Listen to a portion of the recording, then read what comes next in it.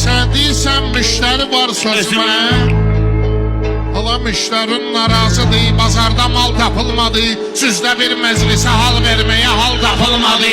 Müştərin narazıdır, bazarda mal tapılmadı. Səninlə mən səhərəycəm belə meyxanə deyim. Loşmadan açan sağırdı, yaşamal tapılmadı. O boyda generalımız getdi bizim vuruşmağa. Qabağına çıxmaq üçün bir general tapılmadı. Aydının adını demə, yanına gedərdi saydılar. 73 gün ağlı deyib bir tikə mal tapılmadı. Şübhalanlılar deyir kimdi Şahı Meyxanana.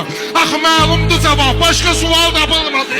O Kərim Meşed baba düzdür gedib şah yolunu. Sən də gedmək istədin, magistral tapılmadı. 200'lik qoyanda 20 də qoy cübə. Axı bu şiryə müdür, itlərə yol tapılmadı.